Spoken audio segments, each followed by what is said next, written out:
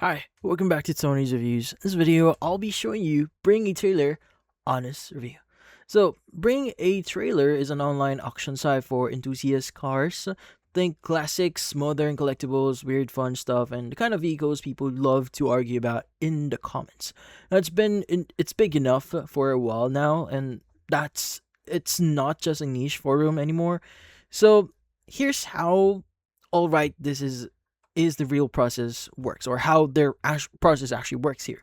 So the bring trailer here, so sellers actually submits a car, uh, bat decides if it's fit, and if it's accepted, the seller pays a $99 listing fee. So they can add paid photo services too.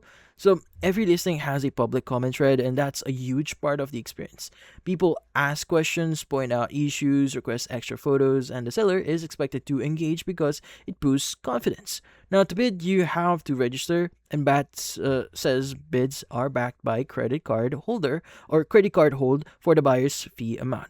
Now, if you win, you pay the hammer price plus BAT's buyer fee. So BAT says it's like around like 5% or 10% depending on the category, with minimum caps. Although, so if the auction ends and the reserve isn't met, well, BAT says the seller and top bidder gets a 24-hour offer or counter offer window inside the portal. Now, they also push verified checkout or eligible listings to help handle payments, title, shipping in a more organized way.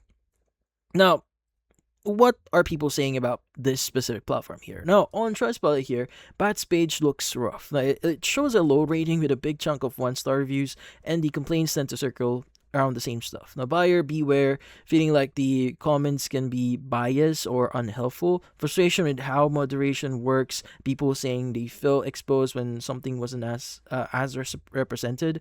Now, on Reddit here, you'll see a more car guy real talk here version of that. So buyers explain that the buyer fee feels painful, people venting about dealers and bidding dynamics, and other threads warning that BAT isn't going to inspect the car for you. So the responsibility is on you to do the homework. So is BAT here worth it? Well, it can be, especially if you like the transparency of the public comment section and you're chasing a specific enthusiast car. But the vibe across reviews is basically this: so that works best when you treat it like a serious auction and do serious due diligence here.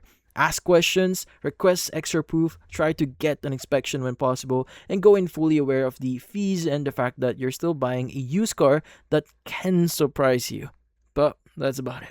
So for this video, hit the like and subscribe button and watch our next video.